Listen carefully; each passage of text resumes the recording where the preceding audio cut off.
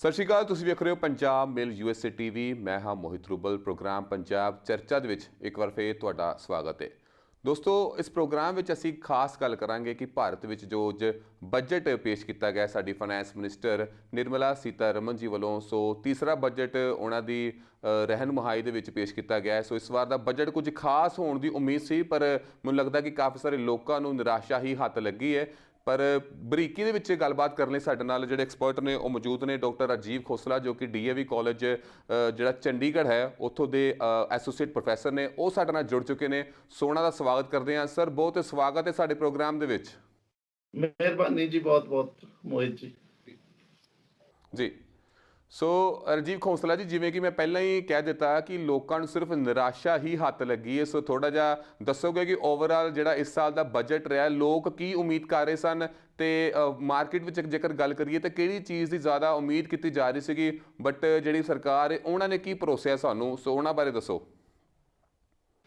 Sir, ਜਿਹੜਾ ਇਹ ਵਾਲਾ ਬਜਟ ਹੈ, ਬਜਟ ਤੋਂ ਇਸ ਵਾਰੀ ਉਮੀਦ ਇਸ ਕਰਕੇ ਵੱਧ ਸੀ ਕਿਉਂਕਿ ਇਦਾਂ ਦੀ ਮਹਾਮਾਰੀ ਨੇ ਹਿੰਦੁਸਤਾਨ ਨੂੰ ਪਿਛਲੇ 100 ਸਾਲ ਦੇ ਵਿੱਚ ਨਹੀਂ ਸੀ ਘੇਰਿਆ। ਪਹਿਲੀ ਵਾਰੀ ਇਦਾਂ ਹੋਇਆ ਸੀ ਜੀ ਬਈ ਸਾਡੀ ਜਿਹੜੀ GDP ਹੈ ਉਹ ਇੰਨੀ ਜ਼ਿਆਦਾ ਨੈਗੇਟਿਵ ਜਾ ਰਹੀ ਹੈ। ਸਾਡੇ ਜਿੰਨੇ ਵੀ ਇਕਨੋਮਿਕਸ ਦੇ ਜਿਹੜੇ ਇਕਨੋਮਿਕ ਪੈਰਾਮੀਟਰਸ ਜਿਨ੍ਹਾਂ ਨੂੰ ਅਸੀਂ ਕਹਿੰਦੇ ਹਾਂ, ਭਾਵੇਂ GDP ਹੈ, ਇਨਵੈਸਟਮੈਂਟ ਹੈ, ਕੰਜ਼ੰਪਸ਼ਨ ਹੈ, ਇਹ ਸਾਰੀਆਂ ਚੀਜ਼ਾਂ ਜਿਹੜੀਆਂ ਨੇ ਲਗਾਤਾਰ ਥੱਲੇ ਜਾ ਰਹੀਆਂ ਸਨ।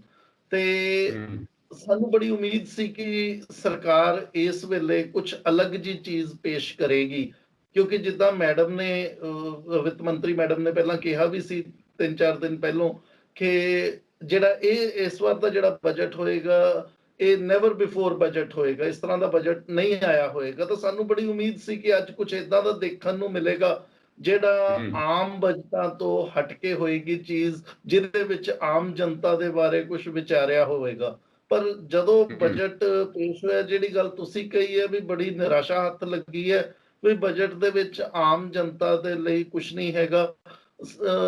ਸਗੋਂ ਜੇ ਮੈਂ ਇਹਨੂੰ ਇੱਕ ਕਦਮ ਹੋਰ ਅੱਗੇ ਲਿਜਾ ਕੇ ਜੇ ਇਹ ਕਹਾਂ ਕਿ ਕਿਉਂਕਿ ਪ੍ਰਧਾਨ ਮੰਤਰੀ ਜੀ ਨੇ ਉਸ ਵੇਲੇ ਕਿਹਾ ਸੀ ਕਿ ਇਹ ਜਿਹੜਾ ਬਜਟ ਹੋਏਗਾ ਨਾ, ਇੱਕ ਪੈਰਾਡੌਕਸ ਜਿਹਾ ਨਜ਼ਰ ਆ ਰਿਹਾ ਸੀ ਦੋਨਾਂ ਦੀ ਗੱਲ ਦੇ ਵਿੱਚ, ਪ੍ਰਧਾਨ ਮੰਤਰੀ ਜੀ ਦੇ ਤੇ ਵਿੱਤ ਮੰਤਰੀ ਮੈਡਮ ਦੀ। ਪ੍ਰਧਾਨ ਮੰਤਰੀ ਜੀ ਨੇ ਕਿਹਾ ਕਿ 3 ਆਤਮ ਨਿਰਭਰ ਪੈਕੇਜਾਂ ਦੇ ਨਾਲ ਇੱਕ ਹੋਰ ਜਿੱਦਾਂ ਆਤਮ ਨਿਰਭਰ ਪੈਕੇਜ ਵਰਗਾ ਬਜਟ ਹੋਏਗਾ। ਤਾਂ ਮੇਰੇ ਖਿਆਲ ਨਾਲ ਜਿਹੜੀ ਵਿੱਤ ਮੰਤਰੀ ਗੱਲ ਕਰ ਰਹੇ ਸੀ ਕਿ ਇਹ ਨੈਵਰ ਬਿਫੋਰ ਬਜਟ ਹੋਏਗਾ, ਉਦਾਂ ਦੀ ਤਾਂ ਇਹਦੇ 'ਚ ਕੁਝ ਨਹੀਂ ਖਾਸ ਚੀਜ਼ ਨਜ਼ਰ ਆਈ। ਪਰ ਜਿਹੜਾ ਪ੍ਰਧਾਨ ਮੰਤਰੀ ਜੀ ਨੇ ਜਿਹੜੀ ਗੱਲ ਕਹੀ ਸੀ ਆਮ ਵਰਗਾ ਹੀ ਬਜਟ ਹੋਏਗਾ, 3-4 ਪਹਿਲਾਂ ਤੁਹਾਨੂੰ ਸਟਿਮੂਲਸ ਪੈਕੇਜ ਦਿੱਤੇ, ਆਤਮ ਨਿਰਭਰ ਪੈਕੇਜ ਦਿੱਤੇ ਆ, ਉਹੋ ਜਿਹਾ ਪੈਕੇਜ ਹੋਰ ਆਏਗਾ। ਉਹੋ ਜੀ ਗੱਲ ਬਣੀ ਹੈ ਇਸ ਬਜਟ ਦੇ ਵਿੱਚ। ਜੀ ਰਾਜੀਵ ਜੀ, ਜੇਕਰ ਗੱਲ ਕੀਤੀ ਜਾਵੇ ਮੋਟੀ ਤਾਂ ਜਿਹੜੀ ਗੱਲ ਮੈਂ ਉੱਥੇ ਪੜ੍ਹੀ ਆ, ਮੈਂ ਜਦੋਂ ਸੁਣ ਰਿਹਾ ਸੀਗਾ ਪੂਰਾ ਬਜਟ, ਇਸ ਵਾਰ ਜਿਹੜੇ ਨਵੇਂ ਕਾਨੂੰਨ ਜਿਹੜੇ ਲਿਆਂਦੇ ਗਏ ਨੇ ਕਿ ਜਿਹੜੀ ਰੀਓਪਨਿੰਗ ਆਫ ਕੇਸਿਸ ਹੁੰਦੀ ਹੈ ਕਿ ਜਿਹਨਾਂ ਨੇ ਇਨਕਮ ਟੈਕਸ ਸਹੀ ਤਰ੍ਹਾਂ ਨਹੀਂ ਭਰੀ, ਉਹਨਾਂ ਦੁਆਰਾ ਜਿਹੜਾ ਚਾਂਸ ਦਿੱਤਾ ਜਾਂਦਾ ਵਾ ਜਾਂ ਫਿਰ ਜਿਹੜੀ ਇਨਕੁਆਇਰੀਜ਼ ਵਗੈਰਾ ਹੁੰਦੀਆਂ ਨੇ, ਸੋ ਉਹਨਾਂ ਦੀ ਜਿਹੜੀ ਮਿਆਰ ਆ ਜਿਹੜੇ 6 ਸਾਲਾਂ ਤੋਂ 3 ਸਾਲ ਤੱਕ ਕਰ ਦਿੱਤੀ ਗਈ ਹੈ। ਸੋ ਅੱਜ ਦੇ ਭਾਰਤ ਨੂੰ ਕਿਹਾ ਜਾਂਦਾ ਕਿ ਡਿਜੀਟਲ ਇੰਡੀਆ, ਫਿਰ ਉੱਥੇ ਜਿਹੜੇ ਕਹਿੰਦੇ ਨੇ ਕਿ ਜਿਹੜੇ ਕੇਸ ਨੇ ਆਪਾਂ 3 ਸਾਲ ਤੋਂ ਵੱਧ ਦੇ ਪੁਰਾਣੇ ਕੇਸ ਨੇ ਉਹ ਨਹੀਂ ਅਸੀਂ ਖੋਲ ਸਕਾਂਗੇ, ਉਹਨਾਂ ਨੂੰ ਚੰਗੀ ਤਰ੍ਹਾਂ ਜਾਂਚ ਪੜਤਾਲ ਨਹੀਂ ਕਰ ਸਕਾਂਗੇ। ਸੋ ਇਹ ਲੱਗਦਾ ਹੈ ਕਿ ਜਿਹੜੀ ਸਪੋਰਟ ਜਿਹੜੀ ਹਮੇਸ਼ਾ ਤੋਂ ਹੀ ਜਿਹੜੀ ਮੌਜੂਦਾ ਸਰਕਾਰ ਹੈ ਕੁਝ ਕੁ ਤਬਕੇ ਨੂੰ ਕਰਦੀ ਰਹੀ ਹੈ, ਹੁਣ ਜਿਹੜੀ ਸਪੋਰਟ ਹੈ ਉਹ ਖੁੱਲ੍ਹ ਕੇ ਕਰ ਰਹੀ ਹੈ। ਤੁਹਾਡਾ ਇਹਦੇ ਬਾਰੇ ਕੀ ਕਹਿਣਾ ਹੈ? ਬਿਲਕੁਲ, ਤੁਹਾਡੀ ਆਬਜ਼ਰਵੇਸ਼ਨ ਬਿਲਕੁਲ ਠੀਕ ਹੈ। ਤੁਸੀਂ ਇਸ ਚੀਜ਼ ਦਾ ਬਿਲਕੁਲ ਸਹੀ ਵਿਸ਼ਲੇਸ਼ਣ ਕੀਤਾ ਹੈਗਾ ਮੋਹਿਤ ਜੀ, ਬਈ ਸਰਕਾਰ ਹਜੇ ਤਾਂ ਲੁਕ ਕੇ ਜਿਹੜੀ ਅਮੀਰ ਇੱਕ ਵਰਗ ਹੈ ਉਹਦੀ ਮਦਦ ਕਰ ਰਹੀ ਸੀ, ਪਰ ਹੁਣ ਜਿਹੜੀ ਹੈ ਖੁੱਲ ਕੇ ਸਰਕਾਰ ਸਾਹਮਣੇ ਆ ਗਈ ਹੈ। ਜਿਹੜਾ ਕਦਮ ਚੁੱਕਿਆ ਹੈ ਸਰਕਾਰ ਨੇ ਬਈ ਸਿਰਫ ਤੁਹਾਡੇ 3 ਸਾਲ ਤੱਕ ਦਾ ਜਾਂ 3 ਸਾਲ ਤੱਕ ਦਾ ਸੀ ਜਿਹੜਾ ਪਿਛਲਾ ਵੇਰਵਾ ਹੈ ਉਹ ਅਵੇਲੇਬਲ ਹੋਏਗਾ। ਇਹਦਾ ਮਤਲਬ ਹੈ ਵੀ ਜਿਹੜਾ ਕੋਈ ਏਦਾਂ ਦਾ ਬੰਦਾ ਹੈ ਜਿਹਨੇ 3 ਸਾਲ ਦੇ ਵਿੱਚ ਜਾਂ 3 ਸਾਲ ਪਹਿਲੋਂ ਕੋਈ ਇਹੋ ਜਿਹਾ ਉਲਟਾ ਕੰਮ ਕੀਤਾ ਸੀਗਾ ਤੇ ਨਹੀਂ ਫੜਿਆ ਗਿਆ, ਉਹ ਤਾਂ ਸਾਰੀ ਉਮਰ ਨਹੀਂ ਫੜਿਆ ਜਾ ਸਕੇਗਾ। ਤਾਂ ਇਹ ਚੀਜ਼ ਤੁਹਾਡੀ ਆਬਜ਼ਰਵੇਸ਼ਨ ਠੀਕ ਹੈ, ਮੈਂ ਤੁਹਾਡੇ ਨਾਲ ਪੂਰਾ ਸਹਿਮਤ ਹਾਂ ਵੀ ਇਹਦੇ ਚੋਂ ਇਹ ਵਿੱਤ ਮੰਤਰੀ ਜੀ ਦੁਆਰਾ ਚੁੱਕਿਆ ਗਿਆ, ਭਾਵੇਂ ਇਹ ਜਾਣਬੁੱਝ ਕੇ ਚੱਕਿਆ ਤੇ ਭਾਵੇਂ ਉਦਾਂ ਹੋ ਗਿਆ ਇਹ ਕੰਮ, ਪਰ ਇਹ ਹੋਣਾ ਨਹੀਂ ਸੀ ਚਾਹੀਦਾ। ਜਦੋਂ ਅਸੀਂ ਬਜਟਾਂ ਨੂੰ ਦੇਖਦੇ ਹਾਂ, ਦੇਖੋ ਜੀ ਸਾਈਟ ਤੇ ਜਾਓ ਨਾ ਯੂਨੀਅਨ ਬਜਟ ਦੀ, ਉੱਥੇ 1950 ਤੋਂ ਲੈ ਕੇ ਅੱਜ ਤੱਕ ਦੇ ਸਾਰੇ ਬਜਟ ਮੌਜੂਦ ਨੇ। ਵੀ ਇਦਾਂ ਦਾ ਇਹ ਵੀ ਹੋ ਸਕਦਾ ਸੀ ਬਜਟ ਵੀ ਸਿਰਫ 2 ਜਾਂ 3 ਸਾਲ ਦਾ ਹੋ ਜਾਂਦਾ, ਉਹ ਇਸ ਕਰਕੇ ਰੱਖਿਆ ਗਿਆ ਹੈ ਵੀ ਕੋਈ ਰਿਸਰਚਰ ਜਿਹੜਾ ਹੈ, ਕਿਸੇ ਸ਼ੋਧਕਰਤਾ ਨੇ ਕੋਈ ਰਿਸਰਚ ਕਰਨੀ ਹੈ, ਕੋਈ ਨਵੀਂ ਚੀਜ਼ ਦੱਸਣੀ ਹੈ, ਕੋਈ ਪੁਰਾਣੀ ਚੀਜ਼ ਨੂੰ ਰੈਫਰੈਂਸ ਦੇ ਤੌਰ ਤੇ ਦੇਖਣਾ ਹੈ, ਤਾਂ ਉਹਨੂੰ ਕਿਤੇ ਮਦਦ ਮਿਲ ਜਾਏ। ਤੇ ਆ ਜਿਹੜੀਆਂ ਚੀਜ਼ਾਂ ਨੇ, ਜੇ ਉਹ ਬਜਟ ਵੀ ਜੇ 2-2 3-3 ਸਾਲ ਦੇ ਆਉਣੇ ਸ਼ੁਰੂ ਹੋ ਗਏ ਤਾਂ ਫਿਰ ਤਾਂ ਸਮੱਸਿਆ ਖੜੀ ਹੋ ਜਾਏਗੀ। ਤਾਂ ਉਹੀ ਚੀਜ਼ ਜਿਹੜੀ ਹੈ ਇੱਥੇ ਵੀ ਲਾਗੂ ਹੁੰਦੀ ਹੈ ਵੀ ਆਹ ਚੀਜ਼ ਜਿਹੜੀ ਹੈ ਸਮੱਸਿਆ ਖੜੀ ਕਰ ਸਕਦੀ ਹੈ ਜੀ। ਇਸ ਤੋਂ ਇਲਾਵਾ ਰਾਜੀਵ ਜੀ, ਸਾਨੂੰ ਕਾਫੀ ਕੁਝ ਵੇਖਣ ਨੂੰ ਸੁਣਨ ਨੂੰ ਮਿਲਿਆ ਕਿ ਇਸ ਵਾਰ ਜਿਹੜੇ ਪਬਲਿਕ ਸੈਕਟਰ ਨੇ ਉਹਨਾਂ ਦੀ ਨਿਲਾਮੀ ਹੋਣ ਜਾ ਰਹੀ ਹੈ। ਉਹ ਕਿਹੜੇ ਸੈਕਟਰ ਨੇ ਤੇ ਕਿਹਨਾਂ ਦੇ ਨਾਮ ਆਏ ਨੇ ਤੇ ਕੀ ਹੋ ਸਕਦਾ ਇਸ ਪਬਲਿਕ ਸੈਕਟਰ ਨੂੰ, ਉਹਨਾਂ ਬਾਰੇ ਥੋੜੀ ਪੂਰੀ ਚੰਗੀ ਤਰ੍ਹਾਂ ਜਾਣਕਾਰੀ ਦਿਓ ਸਾਨੂੰ। ਦੇਖੋ ਜੀ, ਪਹਿਲਾਂ ਚੀਜ਼ ਜਿਹੜੀ ਹੈ ਵੀ ਮੈਂ ਇਹ ਚੀਜ਼ ਤੁਹਾਨੂੰ ਦੱਸਣਾ ਚਾਹੁੰਦਾ ਹੈ ਵੀ ਜਿਹੜਾ ਅਪਨਿਵੇਸ਼ ਕਰਨਾ ਸੀ ਜਾਂ ਜਿਹੜੀ ਡਿਸਇਨਵੈਸਟਮੈਂਟ ਕਰਨੀ ਸੀ, ਪਿਛਲੇ ਸਾਲ 2,10,000 ਕਰੋੜ ਦਾ ਟੀਚਾ ਰੱਖਿਆ ਗਿਆ ਸੀ 2020-21 ਦਾ ਜਦੋਂ ਬਜਟ ਪੇਸ਼ ਹੋਇਆ।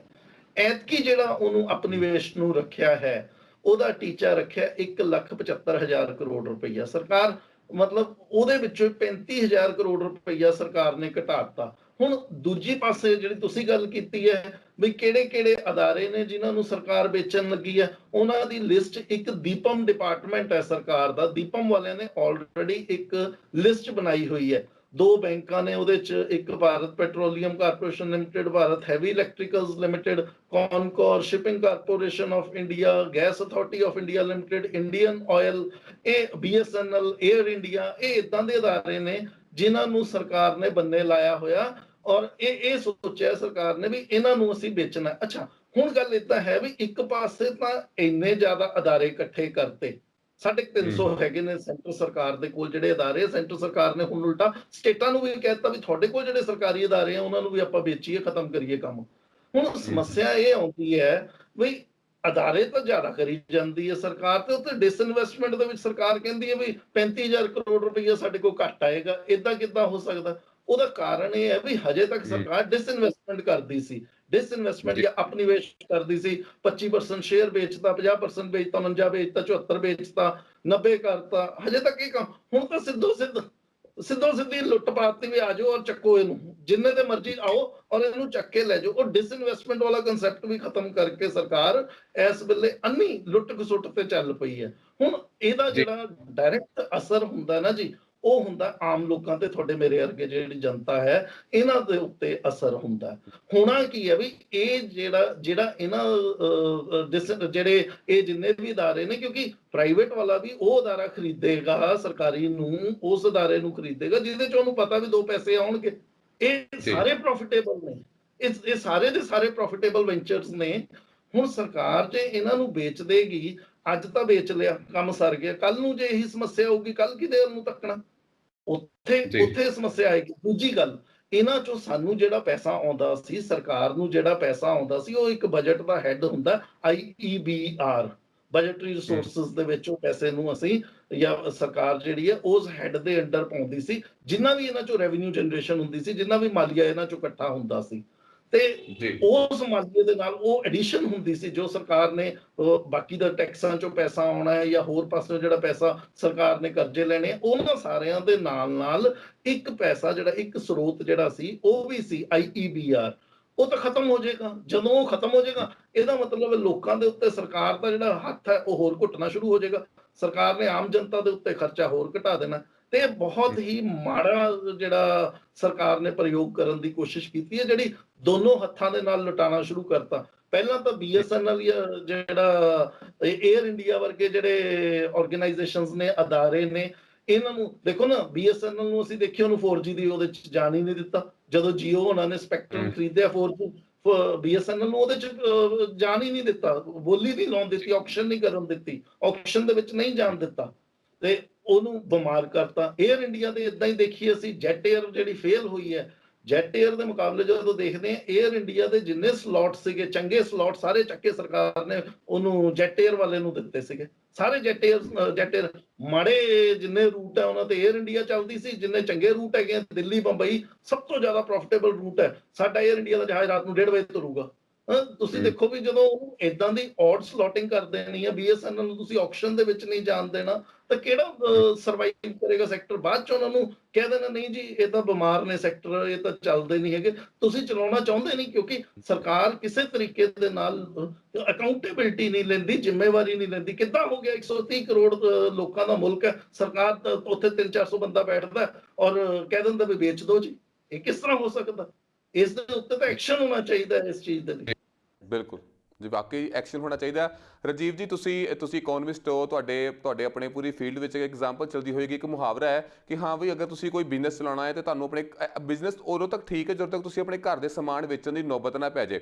ਸੋ ਸਰਕਾਰ ਇੱਥੇ ਜਿਹੜੀ ਹੈ ਉਹ ਆਪਣਾ ਘਾਟਾ ਪੂਰਾ ਕਰਨ ਦੇ ਲਈ ਸਰਕਾਰੀ ਅਦਾਰਿਆਂ ਨੂੰ ਵੇਚਣ ਦੀ ਪੂਰੀ ਪਲੈਨਿੰਗ ਕਰ ਰਹੀ ਹੈ। ਹੁਣ ਤਾਂ ਸਰੇਆਮ ਉਹਨਾਂ ਨੇ ਬੋਲੀ ਵੀ ਲਗਾਉਣੀ ਸ਼ੁਰੂ ਕਰ ਦਿੱਤੀਆਂ ਕਿ ਤੁਸੀਂ ਆਓ ਤੇ ਜਿੰਨੇ ਵੀ ਸਾਡੇ ਸਰਕਾਰੀ ਜਿਹੜੇ ਮਹਿਕਮੇ ਨੇ, ਜਿਹੜੇ ਅਦਾਰੇ ਨੇ, ਤੁਸੀਂ ਉਸ ਨੂੰ ਸਰੇਆਮ ਤੁਸੀਂ ਆ ਕੇ ਖਰੀਦ ਲਓ। ਸੋ ਆਹ ਗੱਲ ਜਿਹੜੀ ਹੋ ਰਹੀ ਹੈ ਵਾਕਈ ਬੜੀ ਮਾੜੀ ਹੋ ਰਹੀ ਹੈ। ਲੋਕਾਂ 'ਚ ਨੋ ਡਾਊਟ ਕਿਸਾਨੀ ਅੰਦੋਲਨ ਦੇ ਸਮੇਂ ਤੋਂ ਹੀ ਅੱਖਾਂ ਉਹਨਾਂ ਦੀ ਖੁੱਲ੍ਹ ਗਈਆਂ ਨੇ, ਉਹਨਾਂ ਨੂੰ ਪਤਾ ਲੱਗ ਚੁੱਕਿਆ ਹੈ ਕਿ ਸਰਕਾਰ ਕੀ ਕਰ ਰਹੀ ਹੈ। ਬਟ ਹੋਰ ਚੀਜ਼ਾਂ ਵੀ ਬਹੁਤ ਜ਼ਰੂਰੀ ਨੇ ਜਿਨ੍ਹਾਂ ਦੇ ਉੱਪਰ ਸਾਨੂੰ ਆਵਾਜ਼ ਚੁੱਕਣੀ ਚਾਹੀਦੀ ਹੈ। ਜੇਕਰ ਗੱਲ ਕਰੀਏ ਰਾਜੀਵ ਸਰ ਆਪਣੇ ਪੈਟਰੋਲੀਅਮ ਦੀ, ਡੀਜ਼ਲ ਦੀ, ਤਾਂ ਕਿੰਨਾ ਜ਼ਿਆਦਾ ਪ੍ਰਾਈਸ ਜਿਹੜਾ ਹੈ ਉਹ ਵਧੀ ਜਾ ਰਿਹਾ, ਉਹਦੇ ਉੱਪਰ ਕੰਟਰੋਲ ਨਹੀਂ ਕੀਤਾ ਜਾ ਰਿਹਾ, ਕਿਉਂਕਿ ਇਹ ਦੋ ਚੀਜ਼ਾਂ ਹੀ ਨੇ, ਪੈਟਰੋਲ ਤੇ ਡੀਜ਼ਲ, ਜਿਹਦੇ ਕਰਕੇ ਸਾਰੀ ਜਿਹੜੀ ਚੀਜ਼ਾਂ ਨੇ ਉਹ ਆਉਂਦੀਆਂ ਜਾਂਦੀਆਂ ਨੇ, ਟਰਾਂਸਪੋਰਟ ਹੁੰਦਾ ਹੈ, ਹਰ ਚੀਜ਼ ਦੀ ਮਹਿੰਗਾਈ ਇਹਨਾਂ ਚੀਜ਼ਾਂ ਉੱਤੇ ਉੱਪਰ ਬਹੁਤ ਜ਼ਿਆਦਾ ਡਿਪੈਂਡ ਕਰਦੀ ਹੈ। ਮੋਹਿਤ ਜੀ, ਤੁਹਾਡਾ ਵਿਸ਼ਲੇਸ਼ਣ ਬਿਲਕੁਲ ਠੀਕ ਹੈ। ਸਰਕਾਰ ਜਿਹੜਾ ਹੈ ਨਾ ਇਸ ਵੇਲੇ ਦੇਖੋ, ਜਦੋਂ ਅਸੀਂ ਸਰਕਾਰ ਦੇ ਬਾਕੀ ਸਰੋਤਾਂ ਨੂੰ ਦੇਖਦੇ ਹਾਂ ਜਿਨ੍ਹਾਂ ਚੋਂ ਸਰਕਾਰ ਦੇ ਕੋਲ ਮਾਲੀਆ ਅਰਜਤ ਹੁੰਦਾ, ਭਾਵੇਂ ਉਹ ਇਨਕਮ ਟੈਕਸ ਦੀ ਗੱਲ ਕਰ ਲਈਏ, ਭਾਵੇਂ ਉਹ ਕਾਰਪੋਰੇਟ ਟੈਕਸ ਦੀ ਗੱਲ ਕਰੀਏ, ਐਕਸਾਈਜ਼ ਡਿਊਟੀ ਜਿਹੜਾ ਕਸਟਮ ਡਿਊਟੀ ਹੈ ਉਹਦੀ ਗੱਲ ਕਰ ਲਈਏ, GST ਦੀ ਗੱਲ ਕਰ ਲਈਏ, ਕਿਉਂਕਿ GST ਆ ਪਿਛਲੇ 2 ਮਹੀਨਿਆਂ ਨੂੰ ਛੱਡਦੀ ਹੈ, ਜਨਵਰੀ ਦੇ ਮਹੀਨੇ ਦਾ ਜਾਂ ਦਸੰਬਰ ਦਾ। ਤਾਂ ਬਾਕੀ ਸਾਰੇ ਸਰੋਤਾਂ ਤੋਂ ਸਰਕਾਰ ਨੂੰ ਜਿਹੜਾ ਮਾਲੀਆ ਆਇਆ ਉਹ ਘੱਟ ਆਇਆ। ਤਾਂ ਇਸ ਕਰਕੇ ਸਰਕਾਰ ਨੇ ਬੜਾ ਸੌਖਾ ਜਿਹਾ ਇੱਕ ਤਰੀਕਾ ਲੱਭਿਆ। ਮੈਂ ਪਹਿਲਾਂ ਤਾਂ ਸੈਂਟਰ ਸਰਕਾਰ ਦੀ ਗੱਲ ਕਰਦਾ, ਕੇਂਦਰ ਸਰਕਾਰ ਦੀ ਗੱਲ ਕਰਦਾ, ਬਾਅਦ ਚ ਮੈਂ ਸੂਬਾਈ ਸਰਕਾਰਾਂ ਦੀ ਵੀ ਗੱਲ ਕਰਦਾ। ਉਹਨਾਂ ਨੇ ਸ਼ਰਾਬ ਦੇ ਲਈ ਇਹ ਲੱਭ ਲਿਆ ਵੀ ਸ਼ਰਾਬ ਨੂੰ ਖੋਲ ਦੋ ਦਬਾ ਦਬ। ਕੇਂਦਰ ਸਰਕਾਰ ਨੇ ਜਿਹੜੇ ਡਿਊਟੀਆਂ ਲਾਈਆਂ ਉਹ ਲਾਤੀਆਂ ਉਹਨਾਂ ਨੇ ਤੇਲ ਦੇ ਉੱਤੇ, ਵੀ ਤੇਲ ਇੱਕ ਇਦਾਂ ਦੀ ਵਸਤੂ ਹੈ ਜਿਹੜੀ ਹਰ ਪਾਸੇ ਯੂਜ਼ ਹੁੰਦੀ ਹੈ, ਤੇ ਤੇਲ ਜਦੋਂ ਯੂਜ਼ ਹੋਣਾ, ਜਦੋਂ ਉਹਦੇ ਰੇਟ ਵਧਣੇ ਆ, ਕਿਉਂਕਿ ਸਰਕਾਰਾਂ ਨੇ ਖੁੱਲੇ ਗੱਫੇ ਉਹਦੇ ਉੱਤੇ ਟੈਕਸ ਲਾਏ ਆ। ਸਰਕਾਰ ਨੂੰ, ਕੇਂਦਰ ਸਰਕਾਰ ਨੂੰ ਜਿਹੜਾ ਪਿਛਲਾ 15 ਦਿਨ ਪਹਿਲਾਂ ਇੱਕ ਅੰਕੜਾ ਆਇਆ ਵੀ ਕਿੱਥੇ ਤਾਂ ਕੰਜ਼ੰਪਸ਼ਨ ਜਿਹੜੀ ਹੈ ਤੇਲ ਦੀ, ਪੈਟਰੋਲ ਡੀਜ਼ਲ ਦੀ ਘਟੀ ਹੈ, ਤੇ ਦੂਜਾ ਉਸਦੇ ਵਿਪਰੀਤ ਜਿਹੜੀ ਪਰਿਸਥਿਤੀ ਬਣੀ ਹੈ ਉਹਦੇ ਵਿੱਚ ਸਰਕਾਰ ਦੇ ਕੋਲ ਜਿਹੜਾ ਮਾਲੀਆ ਹੈ ਐਕਸਾਈਜ਼ ਡਿਊਟੀ ਲਾ ਕੇ ਉਹ ਜ਼ਿਆਦਾ ਇਕੱਠਾ ਹੋ ਗਿਆ। ਦੇਖੋ ਨਾ, ਇੱਕ ਪਾਸੇ ਤਾਂ ਕੰਜ਼ੰਪਸ਼ਨ ਘਟ ਗਈ ਕਿਉਂਕਿ ਲੋਕਡਾਊਨ ਚੱਲ ਰਿਹਾ ਸੀ, ਬਿਜ਼ਨਸ ਡਾਊਨ ਹੈਗੇ ਨੇ, ਤਾਂ ਇਸ ਕਰਕੇ ਲੋਕਡਾਊਨ ਦੇ ਕਰਕੇ ਸਰਕਾਰ ਦੇ ਕੋਲ ਪੈਸਾ ਤਾਂ ਜਿਹੜਾ ਬਿਜ਼ਨਸ ਤਾਂ ਬੰਦ ਨੇ, ਫੈਕਟਰੀਆਂ ਬੰਦ ਸੀਗੀਆਂ, ਬਿਜ਼ਨਸ ਹਜੇ ਪੂਰੇ ਤਰੀਕੇ ਦੇ ਨਾਲ ਨਹੀਂ ਚੱਲੇ, ਲੋਕਡਾਊਨ ਬੜਾ ਹੌਲੀ ਹੌਲੀ ਖੁੱਲੇ ਨੇ। ਤਕਰੀਬਨ ਅਕਤੂਬਰ ਦੇ ਮਹੀਨੇ ਤੱਕ, ਅਪ੍ਰੈਲ ਦੇ ਲੱਗੇ ਲੋਕਡਾਊਨ ਜਿਹੜੇ ਅਕਤੂਬਰ ਤੱਕ ਚੱਲਦੇ ਰਹੇ ਆ। ਸਾਰੇ ਬਿਜ਼ਨਸ ਪੂਰੇ ਆਪਣੇ ਕੈਪੈਸਿਟੀ ਦੇ ਉੱਤੇ ਆਪਰੇਟ ਨਹੀਂ ਸੀ ਕਰ ਰਹੇ, ਤਾਂ ਕਿੱਥੇ ਤਾਂ ਉਹਨਾਂ ਦੀ ਕੰਜ਼ੰਪਸ਼ਨ ਘਟੀ ਹੈ। ਡੀਜ਼ਲ ਪੈਟਰੋਲ ਦੀ, ਲੋਕਾਂ ਦੀਆਂ ਗੱਡੀਆਂ ਨਹੀਂ ਚੱਲੀਆਂ, ਬੱਸਾਂ ਨਹੀਂ ਚੱਲੀਆਂ, ਤੇ ਕਿੱਥੇ ਇੱਕ ਪਾਸੇ ਸਰਕਾਰ ਦੇ ਕੋਲ ਪੈਸਾ ਜਿਹੜਾ ਹੈ ਇਹਨਾਂ ਤੋਂ ਜ਼ਿਆਦਾ ਆ ਰਿਹਾ। ਉਹਦਾ ਕਾਰਨ ਇਹ ਹੈ ਕਿ ਜਿਹੜਾ ਲੋਕਾਂ ਤੋਂ ਚੂਸਿਆ ਗਿਆ ਖੂਨ, ਜਿਹੜਾ ਪੈਸੇ ਲਾ ਕੇ, ਜਿਹੜਾ ਇਹ ਟੈਕਸ ਲਾ ਕੇ ਪੈਟਰੋਲ ਤੇ ਡੀਜ਼ਲ ਤੇ, ਉਹ ਕਾਰਨ ਹੈ ਕਿ ਇਹ ਜਿਹੜਾ ਹੈ 100 ਰੁਪਏ ਲੀਟਰ ਤੱਕ ਵੀ ਵਿਕ ਰਿਹਾ। ਗੰਗਾ ਨਗਰ ਦੇ ਵਿੱਚ ਤੇਲ ਜਿਹੜਾ 100 ਰੁਪਏ ਦੀ ਰਿਪੋਰਟ ਆਈ ਹੈ ਵੀ 100 ਰੁਪਏ ਲੀਟਰ ਹੋ ਰਿਹਾ। ਔਰ ਤੁਸੀਂ ਹੋਰ ਦੇਖੋ, ਮਤਲਬ ਹੁਣ ਮੈਂ ਇਦਾਂ ਦੇ ਅੱਖਰ ਇੱਥੇ ਯੂਜ਼ ਨਹੀਂ ਕਰਨਾ ਚਾਹੁੰਦਾ ਵੀ ਥੋੜੇ ਜਿਹੇ ਹਾਰਡ ਹੋ ਜਾਂਦੇ ਨੇ। ਬੇਸ਼ਰਮੀ ਦੀ ਹੱਦ ਹੋ ਗਈ ਹੈ। ਸਰਕਾਰ ਨੇ ਐਤਕੀ ਕੀਤਾ ਕੀ ਹੈ, ਤੁਸੀਂ ਹੁਣ ਦਾ ਬਜਟ ਪੜ੍ਹੋਗੇ ਨਾ ਤਾਂ ਮੈਂ ਤੁਹਾਨੂੰ ਐਗਜ਼ੈਕਟ ਫਿਗਰ ਦੇ ਕੇ ਦੱਸਦਾ ਹਾਂ। ਪੈਟਰੋਲੀਅਮ ਦੇ ਉੱਤੇ 40,915 ਕਰੋੜ ਦੀ ਸਬਸਿਡੀ ਸੀ ਪਿਛਲੇ ਸਾਲ। ਅੱਜ ਜਿਹੜੀ ਵਿੱਤ ਮੰਤਰੀ ਨੇ ਸਬਸਿਡੀ ਹੈ 13,000 ਕਰੋੜ ਤੇ ਲਿਆਤੀ। 27,000 ਕਰੋੜ ਦੇ ਨਾਲ ਪੈਟਰੋਲੀਅਮ ਦੀ ਸਬਸਿਡੀ ਘਟਾਤੀ। ਇਹਦਾ ਮਤਲਬ ਹੈ ਵੀ ਆਉਣ ਵਾਲੇ ਟਾਈਮ ਦੇ ਵਿੱਚ ਥੋੜੇ, ਮਤਲਬ 2-4 ਮਹੀਨੇ ਦੇ ਅੰਦਰ ਅਸੀਂ ਤਿਆਰ ਹੋ ਜਾਈਏ ਵੀ ਗੈਸ ਦੇ ਸਿਲੰਡਰਾਂ ਤੇ ਸਬਸਿਡੀ ਖਤਮ ਹੋਣੀ ਹੈ। ਜਿਹੜੇ ਸਾਨੂੰ 10-12 ਸਿਲੰਡਰ ਸਬਸਿਡਾਈਜ਼ਡ ਮਿਲਦੇ ਸੀ ਉਹ ਨਹੀਂ ਮਿਲਣੀ ਲੋਕਾਂ ਨੂੰ। ਉਹਦੇ ਨਾਲ ਮਹਿੰਗਾਈ ਦੀ, ਇੱਕ ਪਾਸੇ ਨੌਕਰੀਆਂ ਸਰਕਾਰ ਨੇ ਨਹੀਂ ਦੇਣੀਆਂ, ਦੂਜੇ ਪਾਸੇ ਹੁਣ ਜਿਹੜੀ ਹੈ ਆ ਸਬਸਿਡੀ ਵੀ ਸਾਡੇ ਤੋਂ ਘਟਾ ਲਈ। ਤੇ ਪੈਟਰੋਲ ਤੇ ਟੈਕਸ ਲਾ ਦੋ, ਸਬਸਿਡੀਆਂ ਸਾਨੂੰ ਦਿਓ ਨਾ। ਜਿਹੜੀ ਗੈਸ ਤੇ 4 ਪੈਸੇ ਕਿਸੇ ਦੀ ਜੇਬ 'ਚ ਬਚਦੇ ਸੀ ਉਹ ਵੀ ਕੱਢ ਕੇ ਲੈ ਜਾਓ। ਇਹ ਜਿਹੜਾ ਬਜਟ ਸੀ ਨਾ, ਮੈਂ ਤੁਹਾਨੂੰ ਪਹਿਲਾਂ ਦੱਸਿਆ ਜਿਹੜੀ ਗੱਲ ਵੀ 2 ਤਰੀਕੇ ਦੇ ਨਾਲ ਅਸੀਂ ਦੇਖ ਰਹੇ ਸੀਗੇ ਵੀ ਕਿਆ ਸਰਕਾਰ ਆਪਣਾ ਘਰ ਪੂਰਾ ਕਰਦੀ, ਆਪਣਾ ਬਜਟ ਠੀਕ ਕਰਦੀ, ਕਿ ਲੋਕਾਂ ਦਾ ਬਜਟ ਠੀਕ ਕਰਦੀ ਹੈ। ਤਾਂ ਬੜੇ ਹੀ ਨਿਰਾਸ਼ਾ ਹੋਈ ਇਹ ਦੇਖ ਕੇ ਵੀ ਸਰਕਾਰ ਨੇ ਸਿਰਫ ਆਪਣਾ ਬਜਟ ਠੀਕ ਕਰਨ ਦੀ ਕੋਸ਼ਿਸ਼ ਕੀਤੀ ਹੈ, ਆਮ ਜਨਤਾ ਦੇ ਨਾਲ ਉਹਦਾ ਕੋਈ ਸਰੋਕਾਰ ਨਹੀਂ ਹੈਗਾ। ਤੇ ਜੀ ਇਸੇ ਦੇ ਬਾਕੀ ਵੀ ਇਸੇ ਰਜੀਵ ਜੀ ਲੀਗ ਦੇ ਵਿੱਚ ਇਸੇ ਲੀਗ ਦੇ ਵਿੱਚ ਮੈਂ ਇੱਕ ਚੀਜ਼ ਹੋਰ ਕਹਿਣਾ ਚਾਹੁੰਦਾ ਜੀ, ਮੈਨੂੰ ਇਜਾਜ਼ਤ ਦਿਓ ਤੁਸੀਂ। ਜਿਹੜੀ ਸੂਬਾਈ ਸਰਕਾਰਾਂ ਨੇ ਮੋਹਿਤ ਜੀ, ਉਹਨਾਂ ਨੇ ਸ਼ਰਾਬ ਦੇ ਉੱਤੇ, ਤੁਸੀਂ ਦੇਖੋ ਵੀ ਪੰਜਾਬ ਵੀ ਕਿਸੇ ਤੋਂ ਘੱਟ ਨਹੀਂ ਰਹੀ। ਉਸ ਵੇਲੇ ਕੈਪਟਨ ਸਾਹਿਬ ਨੇ ਵੀ ਮਿੰਨਤਾਂ ਤਰਲੇ ਕੋਈ ਨਹੀਂ ਛੱਡੇ ਕਰਨ ਦੇ ਵੀ ਸਾਨੂੰ ਸ਼ਰਾਬ ਖੋਲ ਦਿਓ ਕਿਸੇ ਤਰੀਕੇ ਨਾਲ, ਕਿਉਂਕਿ ਕੇਂਦਰ ਸਰਕਾਰ ਜਿੱਥੇ ਪੈਟਰੋਲ ਡੀਜ਼ਲ ਤੋਂ ਪੈਸਾ ਲੈਂਦੀ ਰਹੀ, ਜਿਹੜੀਆਂ ਸੂਬਾਈ ਸਰਕਾਰਾਂ ਨੇ ਇਹਨਾਂ ਨੇ ਸ਼ਰਾਬ ਦੇ ਉੱਤੇ। ਔਰ ਹੁਣ ਦੇਖੋ ਇਸ ਤੋਂ ਬਾਅਦ ਜਿਹੜੀ ਮਹਿੰਗਾਈ ਦਾ ਇੱਕ ਦੌਰ ਜਿਹੜਾ ਚੱਲਣਾ ਹੈ, ਤੁਸੀਂ ਦੇਖਦੇ ਰਹਿਣਾ ਵੀ ਇਹ ਮਹਿੰਗਾਈ ਦਾ ਦੌਰ ਜਿਹੜਾ ਹੈ, ਹੁਣ ਹਜੇ ਤੱਕ ਤਾਂ ਕੇਂਦਰ ਸਰਕਾਰ ਨੇ ਲਾਏ ਹੈ ਐਗਰੀਕਲਚਰ ਸੈਸ, ਜਿਹੜਾ ਐਗਰੀਕਲਚਰ ਇਨਫਰਾਸਟ੍ਰਕਚਰ ਡਿਵੈਲਪਮੈਂਟ ਸੈਸ ਲਾਤਾ, ਜਿਹੜੀ ਰਾਅ ਕਾਟਨ ਕੱਚੀ ਜਿਹੜੀ ਨਰਮੇ ਦੇ ਉੱਤੇ ਲਾਤਾ, 골ਡ ਸਿਲਵਰ ਦੇ ਉੱਤੇ ਲਾਤਾ 2.5% ਦੇ ਤੌਰ ਤੇ, ਜਾਂ ਸਰਕਾਰ ਨੇ 5% ਹੈਲਥ ਸੈਸ ਲਾਤਾ। ਤੁਸੀਂ ਦੇਖਣਾ ਹਜੇ ਤਾਂ ਇਹ ਕੇਂਦਰ ਸਰਕਾਰ ਨੇ ਲਾਏ ਆ। ਆਉਣ ਵਾਲੇ ਦਿਨਾਂ ਦੇ ਵਿੱਚ ਜਦੋਂ ਸੂਬਾਈ ਸਰਕਾਰਾਂ ਦੇ ਬਜਟ ਆਉਣਗੇ, ਸੂਬਾਈ ਸਰਕਾਰਾਂ ਆਉਣਗੀਆਂ, ਰਜਿਸਟਰੀ ਤੇ ਲੱਗੇਗਾ, ਗੱਡੀਆਂ ਦੀ ਮਹਿੰਗੀ ਹੋਣਗੀ, ਸ਼ਰਾਬ ਹੋਰ ਮਹਿੰਗੀ ਹੋ ਸਕਦੀ ਹੈ, ਬਿਜਲੀ ਮਹਿੰਗੀ ਹੋ ਸਕਦੀ ਹੈ। ਤਾਂ ਜਿਹਦਾ ਜਿੱਥੇ ਜੋ ਚੱਲ ਰਿਹਾ ਉਹ ਉੱਥੇ ਲੋਕਾਂ ਨੂੰ ਮੁੰਨੀ ਜਾ ਰਿਹਾ ਜੀ।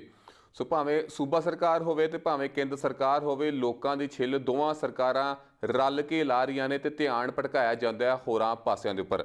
ਸੋ ਵਾਕਈ ਜੀ, ਜਿਵੇਂ ਤੁਸੀਂ ਪ੍ਰੋਗਰਾਮ ਦੀ ਸਟਾਰਟਿੰਗ ਵਿੱਚ ਕਿਹਾ ਕਿ ਨਿਰਮਲਾ ਸੀਤਾਰਮਨ ਜੀ ਆਖਦੇ ਨੇ ਕਿ ਨੈਵਰ ਬਿਫੋਰ ਵਾਲਾ ਬਜਟ ਹੋਵੇਗਾ, ਤੇ ਵਾਕਈ ਇੱਦਾਂ ਦਾ ਬਜਟ ਕਦੇ ਵੀ ਨਹੀਂ ਆਇਆ ਕਿ ਜਦੋਂ ਸਰਕਾਰ ਨੇ ਸਾਰੀਆਂ ਸ਼ਰਮਾਂ ਲਾ ਕੇ ਸਾਰੇ ਜਿਹੜੇ ਪਬਲਿਕ ਸੈਕਟਰ ਨੇ ਉਹਨਾਂ ਨੂੰ ਵੇਚਣ ਦੀ ਗੱਲ ਕਰਤੀ ਹੈ, ਤੇ ਵਿੱਚ ਹੀ ਗੱਲ ਕੀਤੀ ਹੈ ਕਿ 100 ਸੈਨਿਕ ਸਕੂਲ ਵੀ ਬਣਾਏ ਜਾਣਗੇ, ਪਰ ਉਹ ਵੀ ਪ੍ਰਾਈਵੇਟ ਜਿਹੜੇ ਪਲੇਅਰਸ ਹੋਣਗੇ ਉਹਨਾਂ ਦੀ ਮਦਦ ਨਾਲ ਬਣਾਏ ਜਾਣਗੇ। ਸੋ ਉਹਨਾਂ ਬਾਰੇ ਤੁਹਾਡਾ ਕੀ ਕਹਿਣਾ ਹੈ? ਦੇਖੋ ਜੀ, ਜਿਹੜਾ ਐਜੂਕੇਸ਼ਨ ਸੈਕਟਰ ਹੈ, ਸਿੱਖਿਆ ਖੇਤਰ ਦਾ ਜਿਹੜਾ ਬਜਟ ਹੈ, ਮੈਂ ਜਦੋਂ ਬਜਟ ਦੇਖ ਰਿਹਾ ਸੀ ਮੈਂ ਕਿਹਾ ਸ਼ਾਇਦ, ਕਿਉਂਕਿ ਇੱਕ ਹੈਲਥ ਜਿਹੜਾ ਸਿਹਤ ਖੇਤਰ ਹੈ ਤੇ ਇੱਕ ਸਿੱਖਿਆ ਖੇਤਰ, ਸਿੱਖਿਆ ਖੇਤਰ, ਵੀ ਇਹ ਦੋ ਖੇਤਰ ਨੇ ਜਿਹਦੇ ਵਿੱਚ ਆਮ ਜਿਹੜੀ ਜਨਤਾ ਗਰੀਬ ਮਾਰ ਜਿਹੜੀ ਹੈ ਜ਼ਿਆਦਾ ਹੁੰਦੀ ਹੈ, ਵੀ ਸ਼ਾਇਦ ਸਰਕਾਰ ਬਾਕੀ ਪਾਸਿਓਂ ਛੱਡ ਦੇ, ਲੋਕਾਂ ਨੂੰ ਭਾਵੇਂ ਇਹਨਾਂ ਦੇ ਵਿੱਚੋਂ ਹੀ ਕੋਈ ਰਿਆਇਤ ਦੇ ਦੇਵੇ। ਮੈਂ ਜਦੋਂ ਸਿੱਖਿਆ ਖੇਤਰ ਦਾ ਬਜਟ ਦੇਖਿਆ ਤਾਂ ਬੜੀ ਹੈਰਾਨੀ ਹੋਈ ਦੇਖ ਕੇ, 99,312 ਕਰੋੜ ਰੁਪਈਆ ਸਰਕਾਰ ਨੇ ਪਿਛਲੇ ਬਜਟ ਦੇ ਵਿੱਚ ਮਿੱਥਿਆ ਸੀ, ਤੇ ਐਤਕੀ ਉਹਨੂੰ ਜਿਹੜਾ ਹੈ ਘਟਾ ਕੇ 93,224 ਕਰੋੜ ਤੇ ਲੈ ਗਏ। ਦੇਖੋ ਨਾ, 6,000 ਕਰੋੜ ਦੇ ਨਾਲ ਸਿੱਖਿਆ ਖੇਤਰ, ਤਾਂ ਉਸ ਲਾਈਨ ਦੇ ਵਿੱਚ ਜੋ ਸਰਕਾਰ ਚੱਲ ਰਹੀ ਹੈ, ਤਾਂ ਸੈਨਿਕ ਸਕੂਲਾਂ ਨੂੰ ਨਿੱਜੀ ਖੇਤਰਾਂ ਦੇ ਨਾਲ ਚਲਾਉਣਾ ਜਾਂ ਡਿਵੈਲਪ ਕਰਨਾ, ਉਹਨਾਂ ਦਾ ਵਿਕਾਸ ਕਰਨਾ ਕੋਈ ਵੱਡੀ ਗੱਲ ਨਹੀਂ ਹੈ, ਇਹ ਹੋਣਾ ਹੀ ਹੋਣਾ। ਜਦੋਂ ਸਰਕਾਰ ਨੇ ਪੈਸਾ ਦੇਣਾ ਨਹੀਂ ਤਾਂ ਫਿਰ ਉਹਨੂੰ ਹਰ ਪਾਸੋਂ ਨਿੱਜੀ ਖੇਤਰ ਨੂੰ, ਮਤਲਬ ਸਾਡੀ ਜਦੋਂ ਦੇਖੋ, ਜਦੋਂ ਅਸੀਂ 1947 ਤੋਂ ਬਾਅਦ ਆਪਣੇ ਇਕਨੋਮੀ ਨੂੰ ਦੇਖਦੇ ਆ ਨਾ, ਸਾਡਾ ਜਿਹੜਾ ਮਾਡਲ ਸੀਗਾ ਇਕਨੋਮੀ ਦਾ, ਇੱਕ ਮਿਕਸਡ ਇਕਨੋਮੀ, ਇੱਕ ਸੋਸ਼ਲਿਸਟ ਵਰਡ ਆਇਆ ਸੀ ਕਿ ਅਸੀਂ ਇੱਕ ਸੋਸ਼ਲਿਸਟ ਇਕਨੋਮੀ ਹੈ। ਸੋਸ਼ਲਿਸਟ ਇਕਨੋਮੀ ਦਾ ਮਤਲਬ ਕੀ ਹੈਗਾ? ਸੋਸ਼ਲਿਸਟ ਦਾ ਮਤਲਬ ਹੈ means of production and distribution will be owned and controlled by the government. ਇੱਥੇ ਤਾਂ ਸਰਕਾਰ ਨੇ ਹੱਥ ਪੱਲੇ ਛੜਾ ਲਿਆ ਆਪਣਾ, ਵੀ ਨਾ ਤਾਂ ਕੋਈ ਮੀਨਸ ਆਫ ਪ੍ਰੋਡਕਸ਼ਨ ਰਹਿਣਗੇ, ਨਾ ਅਸੀਂ ਕੁਝ ਕਰਾਂਗੇ, ਸਾਡਾ ਹੱਥ ਪੱਲਾ ਛੱਡ ਦਿਓ ਤੇ ਤੁਸੀਂ ਦੇਖ ਲਓ ਜੋ ਕਰਨਾ ਹੈਗਾ। ਸਰਕਾਰ ਨੇ ਮਤਲਬ ਬਹੁਤ ਹੀ ਬੇਸ਼ਰਮੀ ਦੀਆਂ ਗੱਲਾਂ ਕੀਤੀਆਂ ਨੇ ਇਸ ਬਜਟ ਦੇ ਵਿੱਚ, ਹੱਦ ਲਾਤੀ ਇਸ ਵੇਲੇ ਤਾਂ ਜੀ।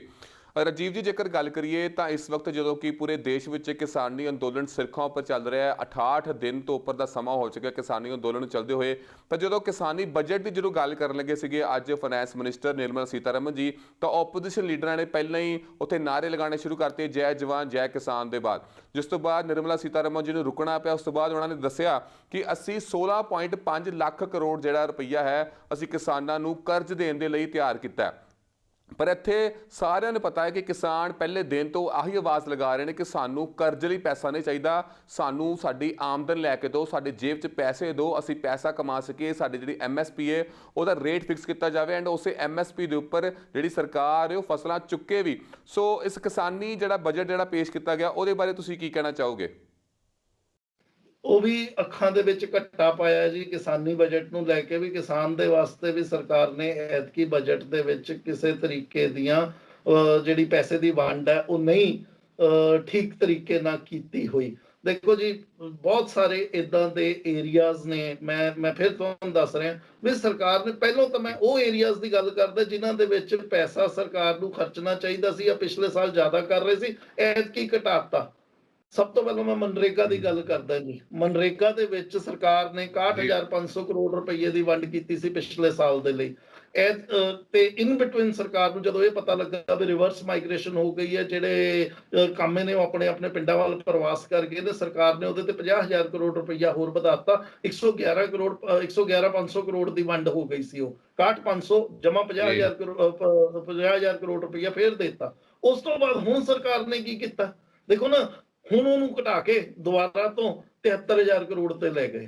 ਹੁਣ ਉਹਨੂੰ ਜਦੋਂ ਸਰਕਾਰ ਨੇ ਆਪਣੇ ਅੰਕੜਿਆਂ ਦੇ ਵਿੱਚ ਦਿਖਾਣਾ, ਉਹਨੇ ਇਹ ਕਹਿਣਾ ਵੀ ਅਸੀਂ 61,500 ਤੋਂ 73,000 ਕਰੋੜ ਤੇ ਲੈ ਕੇ ਗਏ ਆ। ਇਹ ਕਿਸੇ ਨੇ ਨਹੀਂ ਦੱਸਣਾ ਹੈਗਾ ਵੀ 111 ਕਰੋੜ 111,500 ਕਰੋੜ ਤੋਂ 73,000 ਕਰੋੜ ਤੱਕ ਤੁਸੀਂ ਤਕਰੀਬਨ 40,000 ਕਰੋੜ ਰੁਪਏ ਦੀ ਕਮੀ ਕੀਤੀ ਹੈ। ਇਹ ਨਹੀਂ ਸਰਕਾਰ ਦੱਸੇਗੀ। ਤਾਂ ਇਦਾਂ ਹੀ ਜਿਹੜਾ ਜਿਹੜੀ ਜੌਬਸ ਦੇ ਵਾਸਤੇ ਹੈ, ਜੌਬਸ ਐਂਡ ਸਕਿੱਲ ਡਿਵੈਲਪਮੈਂਟ ਜਿਹੜੀ ਪਿੰਡੂ ਖੇਤਰ ਦੇ ਲਈ ਖਾਸ ਕਰਕੇ ਮੰਨੀ ਜਾਂਦੀ ਹੈ ਬਈ ਇੱਥੇ ਰੋਜ਼ਗਾਰ ਦੇਣੇ ਜਾਂ ਉਹਨਾਂ ਦੇ ਸਕਿੱਲਸ ਜਿਹੜੇ ਨੇ ਬੱਚਿਆਂ ਦੇ ਡਿਵੈਲਪ ਕਰਨੇ, ਉਹਦੇ ਤੇ 5,300 ਕਰੋੜ ਰੁਪਈਆ ਸੀ, ਐਤਕੀ ਘਟਾ ਕੇ ਉਹਨੂੰ 3,400 ਕਰੋੜ ਰੁਪਈਏ ਕਰਤੀ ਉਹਦੀ ਵੰਡ। ਮਾਈਨੋਰਿਟੀਜ਼ ਡਿਵੈਲਪਮੈਂਟ ਉਹਦੇ ਵਾਸਤੇ 1,800 ਕਰੋੜ ਸੀ, 1,500 ਕਰੋੜ ਤੇ ਆ ਗਏ। ਬਾਰਡਰ ਏਰੀਆ ਡਿਵੈਲਪਮੈਂਟ ਜਿਹੜਾ 700 ਕਰੋੜ 784 ਕਰੋੜ ਸੀ, 566 ਕਰੋੜ ਤੇ ਆ ਗਏ। ਖੇਲੋ ਇੰਡੀਆ 890 ਕਰੋੜ ਸੀ, 658 ਕਰੋੜ ਤੇ ਆ ਗਏ। ਮਤਲਬ ਹਰ ਖੇਤਰ PM ਕਿਸਾਨ ਜਿਹਦੇ ਚ 6,000 ਰੁਪਈਆ ਮਿਲਦਾ ਸੀਗਾ, ਹਰ 4 ਮਹੀਨੇ ਬਾਅਦ 2,000 ਰੁਪਈਏ ਮਿਲਦੇ ਸੀ, ਉਹਦੇ ਵਿੱਚ ਵੀ ਜਿਹੜੀ ਐਲੋਕੇਸ਼ਨ ਹੈ 75,000 ਕਰੋੜ ਤੋਂ ਘਟਾ ਕੇ 65,000 ਕਰੋੜ ਰੁਪਈਆ ਕਰਤੀ ਹੈ। ਹੁਣ ਤੁਸੀਂ ਦੱਸੋ, ਫਰਟੀਲਾਈਜ਼ਰ ਦੇ ਵਿੱਚ ਜਿਹੜੀ ਸਬਸਿਡੀ ਦੇ ਰਹੇ ਸੀਗੇ ਉਹ ਤਕਰੀਬਨ 19 ਹੈ, ਉਹਦੇ ਚ ਬਹੁਤ ਥੋੜਾ ਇੱਕ ਬੜਾ ਮਾਮੂਲੀ ਜੀ ਫਿਗਰ ਦੇ ਨਾਲ 50-100 ਕਰੋੜ ਰੁਪਏ ਦੀ ਜਿਹੜੀ ਹੈ ਉਹਦੇ ਚ ਇੱਕ ਬੜੀ ਮਾਮੂਲੀ ਜੀ ਇਨਕਰੀਜ਼ ਕੀਤੀ ਹੈ। ਐਗਰੀਕਲਚਰ ਐਂਡ ਅਲਾਈਡ ਐਕਟੀਵਿਟੀਜ਼ ਜਿਹੜੀਆਂ ਐਗਰੀਕਲਚਰ ਦੇ ਨਾਲ ਹੋਰ ਬਾਕੀ ਗਤੀਵਿਧੀਆਂ ਨੇ, ਉਹ ਪੂਰੇ ਸੈਕਟਰ ਦੇ ਲਈ 1,54,000 ਕਰੋੜ ਤੋਂ 1,48,000 ਕਰੋੜ ਤੇ ਸਰਕਾਰ ਆ ਗਈ ਹੈ। 6,000 ਕਰੋੜ ਰੁਪਈਆ ਉਹਦੇ ਵਿੱਚ ਵੀ ਘਟਾਤਾ। ਤੁਸੀਂ ਦੱਸੋ ਕਿਹੜੇ ਕਿਸਾਨੀ ਦੇ ਲਈ ਸਰਕਾਰ ਜਿਹੜੀ ਹੈ ਕੰਸਰਨਡ ਹੈ? ਉੱਥੇ ਸਿਰਫ ਇਹ ਕਹਿ ਦੇਣਾ ਵੀ ਅਸੀਂ ਜੀ ਪੈਸੇ ਦਿੱਤੇ ਸੀ ਝੋਨਿਆਂ ਦੇ ਲਈ, ਇੰਨੇ ਪੈਸੇ ਖਰਚੇ ਸੀ, ਜਾਂ ਕਣਕਾਂ ਅਸੀਂ ਇੰਨੇ ਤੇ ਖਰੀਦ ਲਈਆਂ, ਬਾਜਰਾ ਇੰਨੇ ਤੇ ਚਲਾ ਗਿਆ। ਨਹੀਂ, ਇਹ ਚੀਜ਼ਾਂ ਜਿਹੜੀਆਂ ਨੇ ਕਿਸਾਨ ਦਾ ਭਲਾ ਨਹੀਂ ਕਰ ਸਕਦੀਆਂ। ਰਾਜੀਵ ਜੀ, ਜੇਕਰ ਗੱਲ ਕਰੀਏ FDI ਦੀ ਤਾਂ 49 ਤੋਂ ਲੈ ਕੇ ਹੁਣ 74% ਜਿਹੜਾ ਹੈ ਉਹ ਕਰ ਦਿੱਤਾ ਗਿਆ। ਉਹਦੇ ਬਾਰੇ ਕੀ ਦੇਖਦੇ ਹੋ, ਕੀ ਸੋਚਦੇ ਹੋ ਕਿ ਕੀ ਫਾਇਦਾ ਹੋਏਗਾ ਕਿਉਂਕਿ ਕੀ ਜਾਂ ਫਿਰ ਨੁਕਸਾਨ ਹੋਏਗਾ? ਸਰਕਾਰ ਦਾ ਜਿਹੜਾ ਪੂਰਾ ਰੁਝਾਨ ਰਿਹਾ ਹੈ ਉਹ ਰਿਹਾ ਹੈਗਾ ਇਸ ਵੇਲੇ ਵੀ ਪੈਸਾ ਕਿਸੇ ਸੌਖੇ ਤਰੀਕੇ ਦੇ ਨਾਲ ਆ ਜਾਏ। ਉਹਨਾਂ ਦੇ ਵਿੱਚੋਂ ਇੱਕ ਸੌਖਾ ਤਰੀਕਾ ਹੈਗਾ ਫੋਰਨ ਡਾਇਰੈਕਟ ਇਨਵੈਸਟਮੈਂਟ। ਹਜੇ ਤੱਕ ਕੀ ਹੋਇਆ ਦੇਖੋ, ਸਾਡੀ ਸਟਾਕ ਮਾਰਕੀਟ ਜਿਹੜੀ ਹੈ ਉਹ ਛਾਲਾਂ ਮਾਰਦੀ ਫਿਰਦੀ ਹੈ। 50,000 ਦੇ ਕੋਲ ਅੱਜ ਵੀ 600 ਪੁਆਇੰਟ ਜਿਹੜਾ ਸਟਾਕ ਮਾਰਕੀਟ ਵੱਧ ਗਈ, ਜਦਕਿ ਪਿਛਲੇ 2 ਸਾਲਾਂ ਦੇ ਵਿੱਚ ਸਟਾਕ ਮਾਰਕੀਟ ਗਿਰੀ ਸੀ। ਜਦੋਂ ਬਜਟ ਪੇਸ਼ ਹੋਇਆ ਪਿਛਲੇ 2 ਸਾਲਾਂ ਦੇ ਵਿੱਚ ਸਟਾਕ ਮਾਰਕੀਟ ਉਸ ਵੇਲੇ ਗਿਰੀ ਸੀ, ਜਦਕਿ ਅੱਜ 600 ਪੁਆਇੰਟ ਸਟਾਕ ਮਾਰਕੀਟ ਚੜ ਗਈ ਹੈ। ਤਾਂ ਇਹ ਜਿਹੜੀਆਂ ਚੀਜ਼ਾਂ ਨੇ ਨਾ ਫੋਰਨ, ਉਹ ਹੋਇਆ ਕੀ ਸੀਗਾ ਵੀ ਫੋਰਨ ਇੰਸਟੀਟਿਊਸ਼ਨਲ ਇਨਵੈਸਟਮੈਂਟ, ਇਹ 2 ਤਰੀਕੇ ਦਾ ਹੁੰਦਾ। ਪੈਸਾ ਬਾਹਰੋਂ 2 ਤਰੀਕੇ ਦੇ ਨਾਲ ਆਉਂਦਾ, ਇੱਕ ਹੁੰਦਾ ਫੋਰਨ ਡਾਇਰੈਕਟ ਇਨਵੈਸਟਮੈਂਟ, ਇੱਕ ਹੁੰਦੀ ਹੈ ਫੋਰਨ ਇੰਸਟੀਟਿਊਸ਼ਨਲ ਇਨਵੈਸਟਮੈਂਟ। ਇਹ ਜਿਹੜੀ ਫੋਰਨ ਪੋਰਟਫੋਲੀਓ ਜਾਂ ਫੋਰਨ ਇੰਸਟੀਟਿਊਸ਼ਨਲ ਇਨਵੈਸਟਮੈਂਟ ਹੈ, ਇਹ ਪੈਸਾ ਡਾਇਰੈਕਟਲੀ ਸਟਾਕ ਮਾਰਕੀਟਾਂ ਦੇ ਵਿੱਚ ਜਾਂਦਾ, ਮਿਊਚੁਅਲ ਫੰਡਾਂ ਦੇ ਵਿੱਚ ਲੱਗਦਾ। ਅਦਾਨੀ ਔਰ ਅੰਬਾਨੀ ਦੇ ਸ਼ੇਅਰ, ਕਿਉਂਕਿ ਉੱਥੇ 0% ਤੇ ਮਿਲਦਾ ਵਿਆਜ, ਉੱਥੋਂ ਚੱਕਦੇ ਆ ਲੋਕ ਪੈਸਾ। ਅਮਰੀਕਾ ਦੇ ਵਿੱਚ 0% ਵਿਆਜ ਹੈ, ਜਰਮਨੀ ਦੇ ਵਿੱਚ ਘੱਟ ਹੈ ਵਿਆਜ, ਇੰਗਲੈਂਡ ਦੇ ਵਿੱਚ ਘੱਟ ਹੈ। ਉੱਥੇ ਦੇ ਜਿਹੜੇ ਲੋਕ ਨੇ, ਸਰਮਾਏਦਾਰੀ ਸਿਸਟਮ ਹੈਗਾ ਉੱਥੇ ਦਾ, ਉਹ ਲੋਕ ਉੱਥੋਂ ਦੀ ਪੈਸਾ ਚੱਕਦੇ ਆ, ਹਿੰਦੁਸਤਾਨ ਦੀ ਮਾਰਕੀਟ ਦੇ ਵਿੱਚ ਪੈਸਾ ਇਨਵੈਸਟ ਕਰਦੇ ਆ। ਤਾਂ ਹਿੰਦੁਸਤਾਨ ਦੀ ਮਾਰਕੀਟ ਦੇ ਵਿੱਚ ਇੱਕ ਭਕਾਨਾ ਬਣ ਗਿਆ। 50,000 ਦੇ ਉੱਤੇ ਹਿੰਦੁਸਤਾਨ ਦੀ ਮਾਰਕੀਟ ਚਲੇ ਗਈ ਸੀ, ਅੱਜ ਕੱਲ 47-48,000 ਦੇ ਲੱਗੇ ਹੈਗਾ ਸੈਂਸੈਕਸ। ਤੇ ਹੁਣ ਸਰਕਾਰ ਨੂੰ ਏਦਾਂ ਸੀਗਾ ਵੀ ਹੋਰ ਪੈਸਾ ਕਿੱਥੋਂ ਆ ਸਕਦਾ। ਸਰਕਾਰ ਦੇ ਕੋਲ ਪੈਸਾ ਜਿਹੜਾ ਹੈ, ਹੁਣ ਸਰਕਾਰ ਨੂੰ ਲੱਗਿਆ ਵੀ ਸਾਡੇ ਕੋਲ ਇਨਵੈਸਟਮੈਂਟ ਤਾਂ ਗਿਰੀ ਜਾ ਰਹੀ ਹੈ, ਸਟਾਕ ਮਾਰਕੀਟ ਤਾਂ ਕਿਸੇ ਵੇਲੇ ਵੀ ਗਿਰ ਸਕਦੀ ਹੈ। ਜਿੱਦਾਂ ਉਹਨਾਂ ਨੇ ਪੈਸਾ ਉੱਥੇ ਵਿਆਜ ਵਧਾਤੇ, ਪੈਸਾ ਹਿੰਦੁਸਤਾਨ ਚੋਂ ਵਾਪਸ ਚਲ ਜਾਣਾ, ਸਾਡੀ ਸਟਾਕ ਮਾਰਕੀਟ ਥੱਲੇ ਗਿਰ ਜਾਣੀ ਹੈ, ਇਹਦੀ ਭਾਫ ਨਿਕਲ ਜਾਣੀ ਹੈ ਸਟਾਕ ਮਾਰਕੀਟ ਦੀ। ਤਾਂ ਸਰਕਾਰ ਉਸ ਚੀਜ਼ ਨੂੰ ਕਾਬੂ ਕਰਨ ਦੇ ਵਾਸਤੇ ਸਰਕਾਰ ਨੇ FDI ਵਾਲਾ ਰਸਤਾ ਖੋਲਿਆ ਵੀ FDI ਇੰਸ਼ੋਰੈਂਸ ਸੈਕਟਰ ਦੇ ਵਿੱਚ 49% ਤੋਂ 74% ਕੀਤਾ, ਵੀ ਕਿਸੇ ਤਰੀਕੇ ਦੇ ਨਾਲ ਪੈਸਾ ਸਰਕਾਰ ਕੋਲ ਸਿੱਧਾ ਵੀ ਆਵੇ ਨਾ ਜੀ। ਸੋ ਰਾਜੀਵ ਜੀ, ਹੁਣ ਅਗਰ ਸਿੰਪਲ ਆਮ ਭਾਸ਼ਾ 'ਚ ਗੱਲ ਕਰੀਏ ਤੇ ਆਮ ਲੋਕਾਂ ਨੂੰ ਕੀ ਫਾਇਦਾ ਹੋਇਆ ਜਾਂ ਫਿਰ ਕੀ ਨੁਕਸਾਨ ਹੋਇਆ? ਕਿਉਂਕਿ ਜੇ ਟੈਕਸ ਸਲੈਬ ਦੀ ਗੱਲ ਕਰੀਏ ਉਹਦੇ ਵਿੱਚ ਕੋਈ ਵੀ ਚੇਂਜਸ ਜਿਹੜੇ ਨੇ ਉਹ ਨਹੀਂ ਆਏ ਨੇ। ਸੋ ਜਿਹੜੀਆਂ ਘਰੇਲੂ ਚੀਜ਼ਾਂ ਨੇ ਜਾਂ ਫਿਰ ਹੋਰ ਚੀਜ਼ਾਂ ਨੇ ਉਹ ਕੀ ਮਹਿੰਗੀਆਂ ਹੋਣਗੀਆਂ ਜਾਂ ਸਸਤੀਆਂ ਹੋਣਗੀਆਂ? ਸੋ ਆਮ ਲੋਕਾਂ ਦੇ ਲਈ ਕੀ ਇਸ ਪੂਰੇ ਬਜਟ ਵਿੱਚ ਵੇਖਿਆ ਜਾ ਸਕਦਾ ਹੈ? ਆਮ ਲੋਕਾਂ ਨੂੰ ਇਸ ਬਜਟ ਦਾ ਨੁਕਸਾਨ ਹੋਣਾ ਹੈ ਜੀ। ਮੈਂ ਤੁਹਾਨੂੰ ਪਹਿਲਾਂ ਜਿਹੜੀ ਗੱਲ ਦੱਸੀ ਹੈ, ਮੈਂ ਫਿਰ ਦੁਬਾਰਾ ਉਹੀ ਗੱਲ ਨੂੰ ਰਿਪੀਟ ਕਰ ਦਿੰਦਾ ਵੀ ਕੇਂਦਰ ਸਰਕਾਰ ਆਪਣੇ ਸੈਸ ਲਾ ਰਹੀ ਹੈ, ਜਿਹੜੀ ਸੂਬਾਈ ਸਰਕਾਰਾਂ ਉਹ ਆਪਣੇ ਤੌਰ ਦੇ ਉੱਤੇ ਜਿਹੜੀ ਉਹਨਾਂ ਦੇ ਪਰਵਿਊ ਦੇ ਵਿੱਚ ਚੀਜ਼ਾਂ ਆਉਂਦੀਆਂ ਨੇ, ਕੇਂਦਰ ਸਰਕਾਰ ਸੂਬਾਈ ਸਰਕਾਰਾਂ ਉਹਨਾਂ ਦੇ ਉੱਤੇ ਟੈਕਸ ਲਾਏਗੀ। ਦੇਖੋ ਸੈਸ ਲਾ ਕੇ ਕੇਂਦਰ ਸਰਕਾਰ ਜਿਹੜੀ ਬੜੇ ਚਲਾਕੀ ਦੇ ਨਾਲ ਕੰਮ ਕੀਤਾ ਸਰਕਾਰ ਨੇ। ਉਹਨਾਂ ਨੇ ਆਪਣੀ ਜਿਹੜੀ ਗੇਮ ਦੇਖੋ ਕਿੱਦਾਂ ਖੇਲੀ ਹੈ। ਸੈਸ ਤੇ ਸਰਚਾਰਜ ਦਾ ਜਿਹੜਾ ਪੈਸਾ ਹੁੰਦਾ ਨਾ, ਕਦੇ ਵੀ ਸੂਬਾਈ ਸਰਕਾਰਾਂ ਦੇ ਨਾਲ ਉਹਨਾਂ ਨੂੰ ਸ਼ੇਅਰ ਨਹੀਂ ਕਰਨਾ ਪੈਂਦਾ। ਉਹ ਪੂਰੇ ਦਾ ਪੂਰਾ ਪੈਸਾ ਕੇਂਦਰ ਸਰਕਾਰ ਦੀ ਜੇਬ 'ਚ ਜਾਂਦਾ ਔਰ ਉਸ ਹੈੱਡ ਦੇ ਵਿੱਚ ਜਾਂਦਾ ਜਿਹਦੇ ਵਾਸਤੇ ਲੱਗਣਾ, ਚਾਹੇ ਉਹ ਹੈਲਥ ਸੈਕਟਰ ਦੇ ਉੱਤੇ ਲੱਗ ਜੇ ਸੈਸ, ਭਾਵੇਂ ਉਹ ਐਜੂਕੇਸ਼ਨ ਸੈਕਟਰ ਦੇ ਉੱਤੇ, ਚਾਹੇ ਉਹ ਕਾਓ ਸੈਸ ਲੱਗ ਜੇ, ਰੋਡ ਦੇ ਉੱਤੇ ਸੈਸ ਲੱਗ ਜੇ, ਜਿਹੜਾ ਵੀ ਸੈਸ ਲੱਗਦਾ ਉਹ ਕੇਂਦਰ ਸਰਕਾਰ ਜਿਹੜੀਆਂ ਸੂਬਾਈ ਸਰਕਾਰਾਂ ਹੈ ਉਹਨਾਂ ਦੇ ਨਾਲ ਕਿਸੇ ਤਰੀਕੇ ਦੇ ਨਾਲ ਉਹ ਡਿਸਟ੍ਰੀਬਿਊਟ ਨਹੀਂ ਕਰਦੀਆਂ।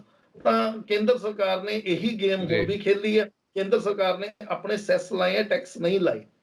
ਇੱਕ ਚੀਜ਼, ਦੂਜੀ ਚੀਜ਼ ਜਿਹੜੀ ਹੈ ਇਸੇ ਲੀਗ ਦੇ ਵਿੱਚ ਵੀ ਇਹਨਾਂ ਦੇ ਨਾਲ ਜਿਹੜੀਆਂ ਚੀਜ਼ਾਂ ਨੇ ਮਹਿੰਗੀਆਂ ਹੋਣਗੀਆਂ, ਸਰਟਨਲੀ ਇਹ ਚੀਜ਼ਾਂ ਮਹਿੰਗੀਆਂ ਹੋਣੀਆਂ। ਇਸ ਚੀਜ਼ ਦੇ ਵਾਸਤੇ ਕੋਈ ਦੋ ਰਾਏ ਨਹੀਂ ਹੈ ਕਿ ਆਮ ਲੋਕਾਂ ਦੇ ਉੱਤੇ ਮਹਿੰਗਾਈ ਦੀ ਮਾਰ ਨਹੀਂ ਪਏਗੀ, ਉਹ ਜ਼ਰੂਰ ਪਏਗੀ। ਉਸ ਦੇ ਨਾਲ ਜਿਹੜੀ ਸੂਬਾਈ ਸਰਕਾਰਾਂ ਜਦੋਂ ਆਪਣੇ ਟੈਕਸ ਲਾਉਣਗੀਆਂ, ਭਾਵੇਂ ਉਹ ਕਾਰਾਂ ਦੇ ਨੰਬਰ ਵਧਾਉਣੇ ਪੈਣ, ਜ਼ਮੀਨ ਦੀ ਰਜਿਸਟ੍ਰੇਸ਼ਨ ਜਿਹੜੀ ਹੈ ਉਹ ਮਹਿੰਗੀ ਕਰੇ, ਭਾਵੇਂ ਬਿਜਲੀ ਮਹਿੰਗੀ ਕਰੇ, ਇਹ ਸਾਰੀਆਂ ਚੀਜ਼ਾਂ ਦਾ ਹਰਜਾਨਾ ਜਿਹੜਾ ਹੈ ਭਰਨਾ ਆਮ ਆਦਮੀ ਨੂੰ ਪੈਣਾ। ਰਾਜੀਵ ਜੀ, ਜੇਕਰ ਮੈਂ ਆਪਣਾ ਲਾਸਟ ਸਵਾਲ ਪੁੱਛਾਂ ਕਿ ਬੈਂਕਾਂ ਦੇ ਲਈ ਕੀ ਕੁਝ ਖਾਸ ਹਦਾਇਤਾਂ ਜਾਂ ਫਿਰ ਜਿਹੜੇ ਹੋਰ ਜਿਹੜੇ ਇਸੇ ਰਲਦੇ ਜੁਲਦੇ ਜਿਹੜੇ ਪਬਲਿਕ ਸੈਕਟਰ ਨੇ ਬੈਂਕਾਂ ਦੇ ਨਾਲ, ਜਿਹੜੇ ਹੋਰ ਪੋਸਟ ਆਫਿਸ ਵਰਗੇ ਅਦਾਰੇ ਨੇ, ਸੋ ਉਹਨਾਂ ਬਾਰੇ ਇਸ ਬਜਟ ਵਿੱਚ ਕੀ ਕੁਝ ਖਾਸ ਕਿਹਾ ਜਾ ਰਿਹਾ? ਬੈਂਕਾਂ ਦੇ ਬਾਰੇ ਸਰਕਾਰ ਬਿਲਕੁਲ ਚੁੱਪ ਰਹੀ ਹੈ। ਜਿੱਥੇ ਰਿਜ਼ਰਵ ਬੈਂਕ ਨੇ ਆਪਣੀ ਰਿਪੋਰਟਸ ਦੇ ਵਿੱਚ ਇਹ ਗੱਲ ਕਹੀ ਹੈ ਕਿ ਜਿਹੜੇ ਜਨਤਕ ਖੇਤਰ ਦੇ ਬੈਂਕ ਨੇ, ਇਹਨਾਂ ਦਾ ਜਿਹੜਾ ਨਾਨ ਪਰਫਾਰਮਿੰਗ ਐਸੈਟਸ ਹੈ ਉਹ 17% ਤੱਕ ਵੱਧ ਜਾਣਗੇ। ਦਾ ਮਤਲਬ ਹੈ ਤੁਸੀਂ 100 ਰੁਪਏ ਦਾ ਕਰਜ਼ਾ ਦਿੱਤਾ, 17 ਤੁਹਾਨੂੰ ਮੁੜਦੇ ਹੀ ਨਹੀਂ ਹੈ, 83 ਰੁਪਏ ਰਹਿ ਗਏ ਜਿਹੜੇ ਬੈਂਕਾਂ ਨੂੰ ਮੁੜਨੇ ਹੈ। ਤਾਂ ਉਹ ਔਰ ਇਹ ਹਜੇ ਤੱਕ ਤਾਂ ਇਦਾਂ ਚੱਲ ਰਿਹਾ ਨਾ ਜੀ, ਮੋਰੇਟੋਰੀਅਮ ਦੇ ਕਰਕੇ ਹਜੇ ਸਾਨੂੰ ਪਤਾ ਨਹੀਂ ਲੱਗ ਰਿਹਾ। 31 ਮਾਰਚ ਤੋਂ ਬਾਅਦ ਜਦੋਂ ਮਾਰਕੀਟਾਂ ਖੁੱਲਣਗੀਆਂ, ਜਦੋਂ ਬੈਂਕਾਂ ਦੀਆਂ ਬੈਲੈਂਸ ਸ਼ੀਟਾਂ ਪੂਰੀਆਂ ਬਣਨਗੀਆਂ, ਉਦੋਂ ਪਤਾ ਲੱਗੇਗਾ ਵੀ ਬੈਂਕਾਂ ਦਾ ਅਸਲ ਜਿਹੜਾ ਨਾਨ ਪਰਫਾਰਮਿੰਗ ਐਸੈਟ ਹੈ ਉਹ ਕਿੰਨਾ ਹੋ ਗਿਆ। ਤਾਂ ਰਿਜ਼ਰਵ ਬੈਂਕ ਬਜਟ ਦੇ ਵਿੱਚ ਅੱਜ ਸਰਕਾਰ ਨੇ ਕੇਵਲ 20,000 ਕਰੋੜ ਰੁਪਈਆ ਬੈਂਕਾਂ ਦੇ ਲਈ ਦਿੱਤਾ, ਜੋ ਕਿ ਇੱਕ ਆਟੇ 'ਚ ਲੂਣ ਵਾਲੀ ਗੱਲ ਹੈ। ਬਿਲਕੁਲ ਇਨਸਫੀਸ਼ੀਐਂਟ ਅਮਾਉਂਟ ਹੈ, ਇਨਐਡਿਕੁਏਟ ਅਮਾਉਂਟ ਹੈ ਜਿਹੜਾ ਬੈਂਕਾਂ ਦੇ ਲਈ ਰੱਖਿਆ ਗਿਆ। ਸਰਕਾਰ ਨੇ ਮੋਰੇਟੋਰੀਅਮ ਜਦੋਂ ਸਵੈ ਨਿਧੀ ਸਕੀਮਾਂ ਦੇ ਵਿੱਚ ਪੈਸੇ ਦਿੱਤੇ, ਜਦੋਂ ਸਰਕਾਰ ਨੇ ਮੁਦਰਾ ਦੇ ਪੈਸੇ ਦਿੱਤੇ, ਜਦੋਂ ਜਨਧਨ ਯੋਜਨਾ ਦੇ ਵਿੱਚ ਪੈਸੇ ਲੋਨ ਚੱਕ ਕੇ ਦੇ ਦਿੱਤੇ ਉਹਦੇ ਚੋਂ, ਤਾਂ ਉਦੋਂ ਤਾਂ ਸਰਕਾਰ ਨੇ ਨਹੀਂ ਦੇਖਿਆ ਵੀ ਪੈਸਾ ਮਾਰਿਆ ਵੀ ਜਾਏਗਾ। ਹੁਣ ਦੇਖੋ ਨਾ, ਸਵੈ ਨਿਧੀ ਜਾਂ ਆਤਮ ਨਿਰਭਰ ਭਾਰਤ ਦੇ ਵਿੱਚ 10,000 ਰੁਪਏ ਦਾ ਲੋਨ, 10,000 ਦਾ ਕਿਹੜਾ ਬਿਜ਼ਨਸ ਸ਼ੁਰੂ ਹੁੰਦਾ? ਤੁਸੀਂ ਮੈਨੂੰ ਦੱਸੋ ਜੀ। ਰੇੜੀ ਪਟੜੀ ਵਾਲਾ ਵੀ 10,000 ਦੀ ਰੇੜੀ ਨਹੀਂ ਲਾ ਸਕਦਾ ਹੈਗਾ, ਰੇੜੀ ਨਹੀਂ ਬਣਦੀ। ਉਹ ਮੋਬਾਈਲ ਲੈ ਕੇ ਬੰਦਾ ਤੁਰਦੇ ਬਣੇ। ਉਹ ਐਕਚੁਅਲ ਜਿਹੜਾ ਉਹਦਾ ਹਰਜਾਨਾ ਉਹ ਭਰੇਗਾ ਬੈਂਕ। ਉਹਦਾ ਪੋਲੀਟੀਕਲ ਸਕੀਮਾਂ ਸੀ, ਇਹ ਸਾਰੀਆਂ ਪੋਲੀਟੀਕਲ ਸਕੀਮਾਂ ਸੀ ਉਸ ਵੇਲੇ ਜਿਹੜੀਆਂ ਆਈਆਂ ਨੇ। ਤਾਂ ਉਹਦਾ ਹਰਜਾਨਾ ਜਿਹੜਾ ਬੈਂਕਾਂ ਦੇ ਉੱਤੇ, ਔਰ ਸਰਕਾਰ ਬੈਂਕਾਂ ਦੇ ਪ੍ਰਤੀ ਗੰਭੀਰ ਬਿਲਕੁਲ ਨਹੀਂ ਹੈਗੀ। ਸਰਕਾਰ ਨੇ ਬਸ ਇੱਕੋ ਇਸ ਬਜਟ ਦੇ ਵਿੱਚ 2 ਬੈਂਕਾਂ ਦੇ ਬਾਰੇ ਸੋਚਿਆ ਵੀ ਅਸੀਂ 2 ਬੈਂਕਾਂ ਵੇਚ ਦਾਂਗੇ, ਆਉਣ ਵਾਲੇ ਟਾਈਮ ਦੇ ਵਿੱਚ 4, 5, 6 ਹੋਰ ਬੈਂਕਾਂ ਜਿਹੜੀਆਂ ਇਹ ਵੀ ਵਿਕ ਸਕਦੀਆਂ ਨੇ। ਜੀ, ਸੋ ਵਾਕਈ ਨੈਵਰ ਬਿਫੋਰ ਵਾਲਾ ਬਜਟ ਹੈ ਕਿ ਜਿਵੇਂ ਪਹਿਲਾਂ ਹੀ ਅਸੀਂ ਗੱਲ ਕਰ ਚੁੱਕੇ ਹਾਂ ਕਿ ਜਿਹੜਾ ਕਾਰਪੋਰੇਟ ਘਰਾਣੇ ਦੇ ਨਾਲ ਜਿਹੜਾ ਲੁੱਕ ਛਿਪ ਕੇ ਜਿਹੜਾ ਹੱਥ ਮਿਲਾਇਆ ਜਾਂਦਾ ਸੀਗਾ, ਉਸ ਬਜਟ ਵਿੱਚ ਸਾਫ਼ ਪੇਸ਼ ਹੋ ਚੁੱਕਾ ਹੈ ਕਿ ਉਹ ਹੁਣ ਸਾਹਮਣੇ ਆ ਕੇ ਹੱਥ ਮਿਲਾ ਰਹੇ ਨੇ, ਈਵਨ ਜੱਫੀਆਂ ਵੀ ਪਾਈਆਂ ਜਾ ਰਹੀਆਂ ਨੇ। ਸੋ ਰਾਜੀਵ ਖੋਸਲਾ ਜੀ, ਤੁਸੀਂ ਸਾਡੇ ਨਾਲ ਜੁੜੇ ਐਂਡ ਬਰੀਕੀ ਦੇ ਨਾਲ ਇਸ ਬਜਟ ਬਾਰੇ ਚਰਚਾ ਕੀਤੀ, ਤੁਹਾਡਾ ਬਹੁਤ ਬਹੁਤ ਧੰਨਵਾਦ। ਸੋ ਲੋ ਜੀ, ਇਹ ਸੀ ਸਾਡਾ ਅੱਜ ਦਾ ਪ੍ਰੋਗਰਾਮ ਪੰਜਾਬ ਚਰਚਾ, ਜਿਸ ਵਿੱਚ ਅਸੀਂ ਚਰਚਾ ਕੀਤੀ ਬਜਟ, ਜਿਸ ਦੀ ਉਡੀਕ ਕਾਫੀ ਆਮ ਵਿਅਕਤੀ ਕਰ ਰਿਹਾ ਸੀਗਾ ਕਿ ਕੁਝ ਖਾਸ ਇਸ ਬਜਟ ਤੋਂ ਉਹਨਾਂ ਨੂੰ ਮਿਲੇਗਾ, ਪਰ ਹਰ ਵਾਰ ਦੀ ਤਰ੍ਹਾਂ ਉਹਨਾਂ ਨੂੰ ਮਿਲਿਆ ਸਿਰਫ ਤੇ ਸਿਰਫ ਨਿਰਾਸ਼ਾ। ਸੋ ਹੋਰਾਂ ਪ੍ਰੋਗਰਾਮ ਦੇ ਲਈ ਤੁਸੀਂ ਦੇਖਦੇ ਰਹੋ ਪੰਜਾਬ ਮਿਲ USA TV। ਸਾਡਾ ਪ੍ਰੋਗਰਾਮ ਕਿਵੇਂ ਲੱਗਿਆ ਸਾਨੂੰ YouTube ਤੇ ਸਾਡਾ ਜਿਹੜਾ ਚੈਨਲ ਹੈ ਪੰਜਾਬ ਮਿਲ USA TV, ਉੱਥੇ ਜਾ ਕੇ ਤੁਸੀਂ ਸਾਡੇ ਚੈਨਲ ਨੂੰ ਪਹਿਲਾਂ ਸਬਸਕ੍ਰਾਈਬ ਕਰੋ, ਫਿਰ ਲਾਈਕ ਕਰੋ, ਫਿਰ ਕਮੈਂਟ ਕਰੋ ਐਂਡ ਆਪਣੇ ਹੋਰਾਂ ਦੋਸਤਾਂ ਦੇ ਨਾਲ ਇਸ ਪੂਰੀ ਵੀਡੀਓ ਨੂੰ ਸਾਂਝਾ ਜ਼ਰੂਰ ਕਰੋ। ਤੁਹਾਡਾ ਬਹੁਤ ਬਹੁਤ ਧੰਨਵਾਦ।